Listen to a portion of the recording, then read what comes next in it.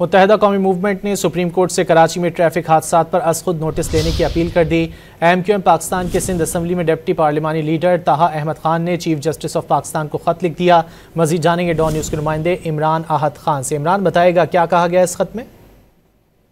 कौमी मूवमेंट पाकिस्तान भी ट्रैफिक हादसा जो कराची में हो रहे हैं उस पर सुप्रीम कोर्ट से उसने मदद मांग ली। MQM पाकिस्तान के सिंध असम्बली में डिप्टी पार्लिमानी लीडर है ताहा अहमद खान का चीफ जस्टिस ऑफ पाकिस्तान को खत लिखा है। कराची में बढ़ते हुए जो ट्रैफिक हादसा है उस पर सुप्रीम कोर्ट को कहा है कि अस्पत वो नोटिस लें, जबकि कराची में 2025 के आगाज में 207 अमवात और 2623 जो है वो अफराद जख्मी हो गए हादसा से। खत में ये भी लगा, जबकि मली हार्ड में हादसा खातून, शौहर और जो बच्चा है उसकी अमनाक मौत पर भी ताहा अहमद खान ने गहरे दुख का इजहार किया। उनका ये कहना है कि फौरी तौर पर अगर एक्शन नहीं हुआ तो ये जो हादसा हैं ये आइंदा नहीं रुक पाएंगे। सिंध हुकूमत ने कच्ची शराब पी के मरने वालों को मुआवजा देती है। उनका कहना है कि कराची के जो शहरी ट्रक तले आ जाते हैं, जो अपनी जान से हाथ धो बैठते हैं, उनसे कोई हमदर्दी नहीं की जाती। गैर कानूनी डंपर और हैवी ट्रैफिक की नकलो हरकत पे भी सख्त पाबंदी लगाई जाए। कराची की शहरियों के जान व माल के तहफ़्फ़ुज़ के लिए फौरी इक़दाम किए जाएं।